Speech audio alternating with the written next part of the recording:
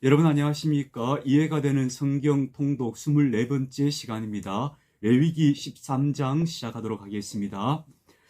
여호와께서 모세와 아론에게 말씀하여 이르시되 만일 사람이 그의 피부에 무엇이 돋거나 뽀르지가 나거나 색점이 생겨서 그의 피부에 나병 같은 것이 생기거든 그를 곧 제사장 아론에게나 그의 아들 중 한 제사장에게로 데리고 갈 것이요. 제사장은 그 피부의 병을 진찰할지니 환부의 털이 휘어지고 환부가 피부보다 우묵하여졌으면 이는 나병의 환부라. 제사장이 그를 진찰하여 그를 부정하다 할 것이요. 피부에 색점이 희나 우묵하지 아니하고 그 털이 희지 아니하면 제사장은 그 환자를 이래 동안 가두어둘 것이며 이래 만에 제사장이 그를 진찰할지니 그가 보기에 그 환부가 변하지 아니하고 병색이 피부에 퍼지지 아니하였으면 제사장이 그를 또 이래 동안을 가두어둘 것이며 이래 만에 제사장이 또 진찰할지니 그 환부가 열버지고 병색이 피부에 퍼지지 아니하였으면 피부병이라. 제사장이 그를 정하다 할 것이요 그의 옷을 빨 것이라. 그리하면 정하리라.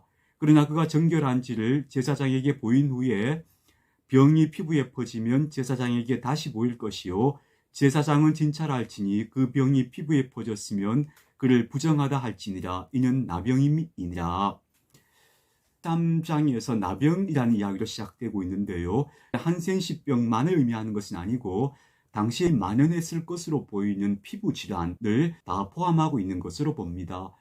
당시는 항생제라는 것이 없었으니까 피부 질환들이 아주 만연했을 것으로 봅니다. 그 환자를 진찰하는 역할을 제사장이 하는데 제사장은 3번을 진찰을 거듭합니다. 먼저 진찰하고 나서 1회 동안 또 상태를 보았다가 또 1년 만에 진찰하고 다시 또 1년 만에 진찰하고 이렇게 해서 나병인지 아닌지 격리시켜야 할 사람인지 아닌지를 구분했다 하는 이야기입니다. 사람에게 나병이 들었거든 그를 제사장에게로 데려갈 것이요 제사장은 진찰할지니 피부에 흰 점이 덮고 털이 휘어지고 거기 생살이 생겼으면 이는 그의 피부에 오랜 나병이라. 제사장이 부정하다 할 것이요 그가 이미 부정하였은즉 가두어 두지는 않을 것이며 제사장이 보기에 나병이 그 피부에 크게 발생하였을 때 그 환자의 머리부터 발끝까지 퍼졌으면 그가 진찰할 것이요 나병이 과연 그의 전신에 퍼졌으면 그 환자를 정하다 할지니 다 휘어진 자인즉 정하거니와 아무 때든지 그에게 생살이 보이면 그는 부정한즉 제사장이 생살을 진찰하고 그를 부정하다 할지니 그 생살은 부정한 것인즉 이는 나병이며 여기서 생살이라는 것은요 그 사람의 속살이 밖으로 터져 나오는 현상이라 그래요. 이건 병증이 더 깊어지는 그런 모습이죠.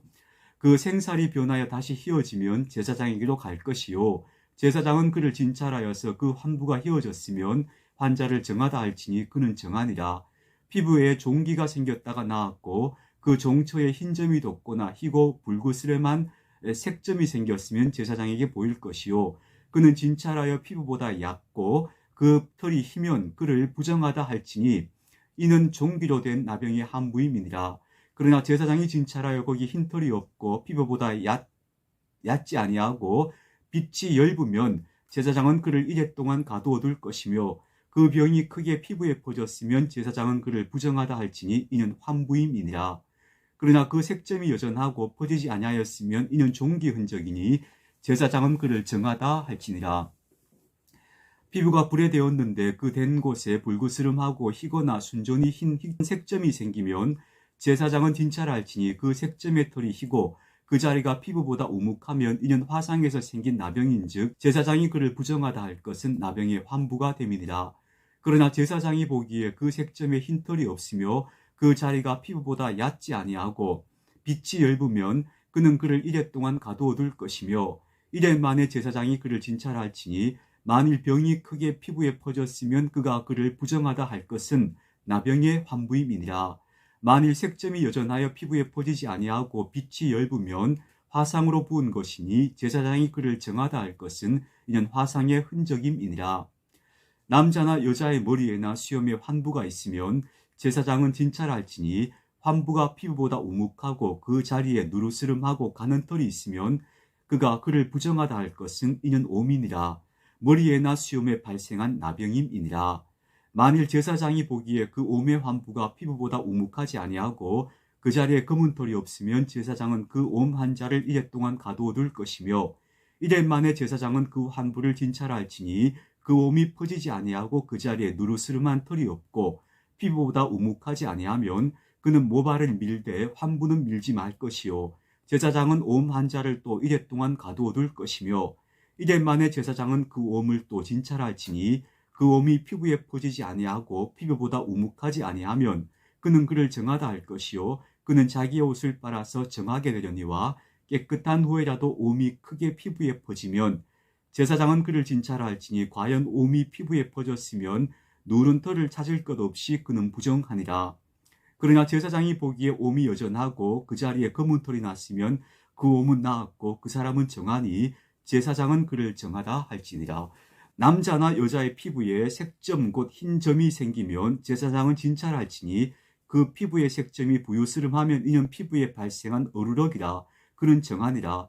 누구든지 그 머리털이 빠지면 그는 대머리니 정하고 앞머리가 빠져도 그는 이마 대머리니 정하니라.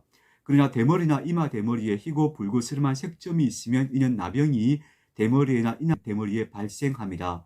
제사장은 그를 진찰할지니 그 대머리에나 이마 대머리에 돋은 색점이 희고 붉으스름하여 피부에 발생한 나병과 같으면 이는 나병 환자라. 부정하니 제사장이 그를 확실히 부정하다고 할 것은 그 환부가 그 머리에 있음이니라. 나병 환자는 옷을 찢고 머리를 풀고 윗입술을 가리고 외치기를 부정하다 부정하다 할 것이요 병이 있는 날 동안은 늘 부정할 것이라. 그가 부정한즉 혼자 살되 진영 밖에서 살지니라.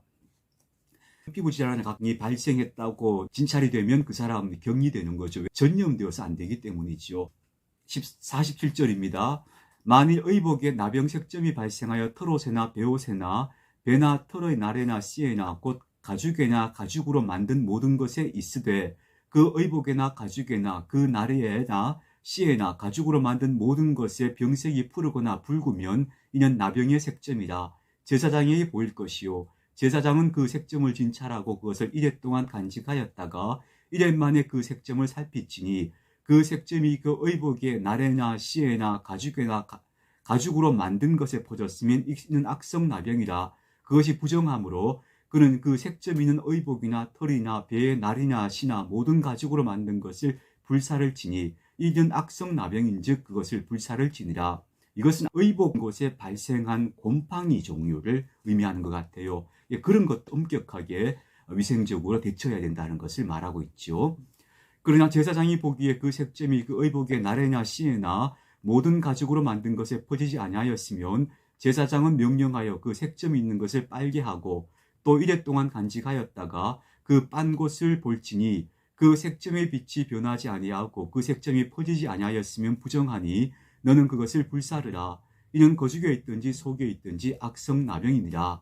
빤 후에 제사장이 보기에 그 색점이 엷으면 그 의복에서나 가죽에서나 그 날에서나 씨에서나 그 색점을 찢어버릴 것이요 그 의복의 날에나 씨에나 가죽으로 만든 모든 것에 색점이 여전히 보이면 재발하는 것이니 너는 그 색점이 있는 것을 불사를 지니라. 내가 빤 의복의 날에나 씨에나 가죽으로 만든 모든 것에 그 색점이 벗겨졌으면 그것을 다시 빨아야 정하리라. 이는 털옷에나 베옷에나 그 날에나 씨에나 가죽으로 만든 모든 것에 발생한 나병 색점에 정하고 부정한 것을 진단하는 규례니라. 14장입니다.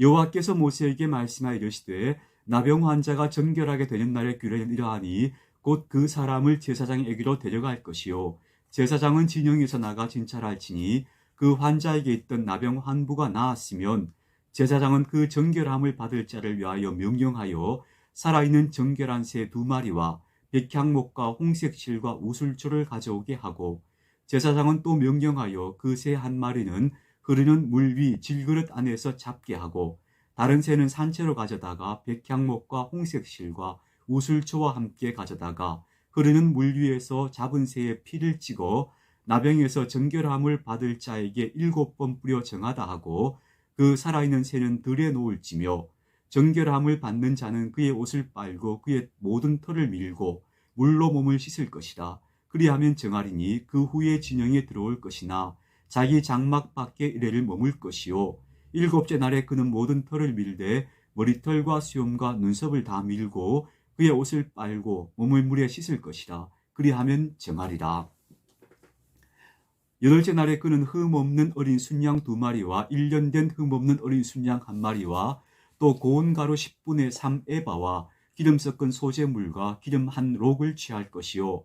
정결하게 하는 제사장은 정결함을 받을 자와 그 물건들을 회막문 여호와 앞에 어린 순양 1마리를 가져다가 기름 1록과 아울러 속건제로 들이되 여호와 앞에 흔들어 요제를 삼고 그 어린 순양은 거룩한 장소 곧 속죄제와 번제물 잡는 곳에서 잡을 것이며 속건 제물은 속죄 제물과 마찬가지로 제사장에게 돌릴지니 이는 지극히 거룩한 것이니라.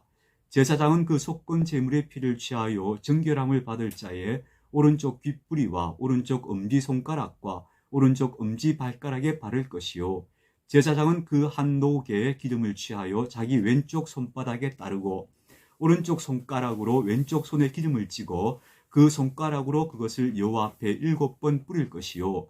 손에 남은 기름은 제사장이 정결함을 받을 자의 오른쪽 귓뿌리와 오른쪽 엄지손가락과 오른쪽 엄지발가락 곧 속건 제물의 피 위에 바를 것이며 아직도 그 손에 남은 기름은 제사장이 그 정결함을 받는 자의 머리에 바르고 제사장은 여호와 앞에서 그를 위하여 속죄하고 또 제사장은 속죄제를 드려 그 부정함으로 말미암아 정결함을 받을 자를 위하여 속죄하고 그 후에 번제물을 잡을 것이요. 제사장은 그 번제와 소제를 제단에 드려 그를 위하여 속죄할 것이라. 그리하면 그가 정결하리라. 만일 그가 가난하여 그의 힘이 미치지 못하면 그는 흔들어 자기를 속죄할 속건제를 위하여 어린 순양 1마리와 소제를 위하여 고운 가루 10분의 1 에바에 기름 섞은 것과 기름 1록을 취하고 그의 힘이 미치는 대로 산비둘기 2이나 집비둘기 새끼 2를 가져다가 하나는 속죄 제물로 하나는 번제물로 삼아 8째 날에 그 결례를 위하여 그것들을 회막문 여호와 앞 제사장에게로 가져갈 것이요. 제사장은 속건제의 어린 양과 기름 1록을 가져다가 여호와 앞에 흔들어 요제를 삼고 속건제 어린 양을 잡아서 제사장은 그 속건 제물의 피를 가져다가 정결함을 받을 자의 오른쪽 귓뿌리와 오른쪽 엄지손가락과 오른쪽 엄지발가락에 바를 것이요. 제사장은 그 기름을 자기 왼쪽 손바닥에 따르고 오른쪽 손가락으로 왼쪽 손에 기름을 조금 찍어 여호와 앞에 7번 뿌릴 것이요. 그 손의 기름은 제사장이 정결함을 받을 자의 오른쪽 귓뿌리와 오른쪽 엄지손가락과 오른쪽 엄지발가락 곧 속건 제물의 피를 바른 곳에 바를 것이며 또 그 손에 남은 기름은 제사장이 그 정결함을 받는 자의 머리에 발라 여호와 앞에서 그를 위하여 속죄할 것이라. 그는 힘이 미치는 대로 산비둘기 1마리나 집비둘기 새끼 1마리를 들이되 곧 그의 힘이 미치는 대로 1마리는 속죄죄로 1마리는 소제와 함께 번제로 드릴 것이요. 제사장은 정결함을 받을 자를 위하여 여호와 앞에 속죄할지니 나병 환자로서 그 정결 예식에 그의 힘이 미치지 못한 자의 규례가 그러하니라. 자, 이렇게 경회복이 된 사람은 제사장이 다시 보고 정결하다고 선포하고 그 다음에 이런 제사의 절차를 통해서 다시 공동체 속으로 받아들여지게 되는 거예요. 다 나왔으니까 그냥 들어오면 되지 않느냐 하는데 아니죠. 공동체가 이 사람을 정결하다고 인정할 수 있는 통과 의례를 규정하고 있는 거죠. 그런 경우에는 가난한 사람은 비둘기라도 바치는 거예요. 그런 식으로 해서라도 이 사람이 정결해졌다 하는 것을 하나님 앞에 선포하고 공동체가 받아들이게 하는 그런 규정이라고 볼 수 있습니다. 여호와께서 모세와 아론에게 말씀하여 이르시되 내가 내게 기업으로 주는 가나안 땅에 너희가 이를 때에 너희 기업의 땅에서 어떤 집에 나병 색점을 발견하게 되거든 그 집 주인은 제사장에게 가서 말하여 알리기를 무슨 색점이 집에 생겼다가 할 것이요. 제사장은 그 색점을 살펴보러 가기 전에 그 집 안에 있는 모든 것이 부정을 면하게 하기 위하여 그 집을 비우도록 명령한 후에 들어가서 그 집을 볼지니 그 색점을 볼 때 그 집 벽에 푸르거나 붉은 무늬의 색점이 있어 벽보다 우묵하면 제사장은 그 집 문으로 나와 그 집을 1회 동안 폐쇄하였다가 1회 만에 또 가서 살펴볼 것이요. 그 색점이 벽에 퍼졌으면 그는 명령하여 색점 있는 돌을 빼내어 성박 부정한 곳에 버리게 하고 또 집안 사방을 끓게 하고 그 긁은 흙을 성박 부정한 곳에 쏟아버리게 할 것이요. 그들은 다른 돌로 그 돌을 대신하여 다른 흙으로 집에 발을 지니라. 돌을 빼내며 집을 긁고 고쳐 바른 후에 색점이 집에 재발하면 제사장은 또 가서 살펴볼 것이요. 그 색점이 만일 집에 퍼졌으면 악성 나병인즉 이는 부정하니 그는 그 집을 헐고 돌과 그 제목과 그 집의 모든 흙을 성박 부정한 곳으로 내어갈 것이며 그 집을 폐쇄한 날 동안에 들어가는 자는 저녁까지 부정할 것이요 그 집에서 자는 자는 그의 옷을 빨 것이요 그 집에서 먹는 자도 그의 옷을 빨 것이니라. 그 집을 고쳐 바른 후에 제사장이 들어가 살펴보아서 색점이 집에 퍼지지 아니하였으면 이는 색점이 나은 것이니 제사장은 그 집을 정하다 하고 그는 그 집을 정결하게 하기 위하여 새 2마리와 백향목과 홍색 실과 우슬초를 가져다가 그 새 하나를 흐르는 물 위 질그릇 안에서 잡고 백향목과 우슬초와 홍색 실과 살아있는 새를 가져다가 잡은 새의 피와 흐르는 물을 찍어 그 집에 7번 뿌릴 것이요 그는 새의 피와 흐르는 물과 살아있는 새와 백향과 우슬초와 흰 홍집을 정결하게 하고 그 살아있는 새는 성박 들에 놓아주고 그 집을 위하여 속죄할 것이라. 그리하면 정결하리라. 이는 각종 나병 환부에 대한 규례니 곧 옴과 의복과 가옥의 나병과 돋는 것과 뽀르지와 색점이 어느 때는 부정하고 그 어느 때는 정함을 가르치는 것이니 나병의 규례가 이러하니라. 이만큼 유대 사회는 위생, 정결에 대해서 아주 철저한 사회였다 하는 것을 알 수가 있습니다. 하나님이 그것을 명하신 거죠. 레위기 15장입니다. 여호와께서 모세와 아론에게 말씀하여 이르시되 이스라엘 자손에게 말하여 이르라. 누구든지 그의 집에 유출병이 있으면 그 유출병으로 말미암아 부정한 자라. 그의 유출병으로 말미암아 부정함이 이러하니 곧 그의 몸에서 흘러나오든지 그의 몸에서 흘러나오는 것이 막혔든지 부정한다. 이 유출병은 성병일 가능성을 봅니다. 유출병 있는 자가 눕는 침상은 다 부정하고 그가 앉았던 자리도 다 부정하니 그의 침상에 접촉하는 자는 그의 옷을 빨고 물로 몸을 씻을 것이며 저녁까지 부정하리라. 유출병이 있는 자가 앉았던 자리에 앉는 자는 그의 옷을 빨고 물로 씻을 것이요 저녁까지 부정하리라. 유출병이 있는 자의 몸에 접촉하는 자는 그의 옷을 빨고 물로 몸을 씻을 것이며 저녁까지 부정하리라. 유출병이 있는 자가 정한 자에게 침을 뱉으면 정한 자는 그의 옷을 빨고 물로 몸을 씻을 것이며 저녁까지 부정하리라. 유출병이 있는 자가 탔던 안장은 다 부정하며 그의 몸 말에 닿았던 것에 접촉한 자는 다 저녁까지 부정하며 그런 것을 옮기는 자는 그의 옷을 빨고 물로 몸을 씻을 것이며 저녁까지 부정하리라. 유출병이 있는 자가 물로 그의 손을 씻지 아니하고 아무든지 만지면 그 자는 그의 옷을 빨고 물로 몸을 씻을 것이며 저녁까지 부정하리라. 유출병이 있는 자가 만진 질그릇은 깨뜨리고 나무 그릇은 다 물로 씻을지니라. 유출병이 있는 자는 그의 유출이 깨끗해지거든 그가 정결하게 되기 위하여 이래를 센 후에 옷을 빨고 흐르는 물에 그의 몸을 씻을 것이라. 그리하면 그가 정하리니 8째 날에 산비둘기 2마리나 집비둘기 새끼 2마리를 자기를 위하여 가져다가 회막문 여호와 앞으로 가서 제사장에게 줄 것이요 제사장은 그 한 마리는 속죄제로 다른 한 마리는 번제로 드려 그의 유출병으로 말미암아 여호와 앞에서 속죄할지니라.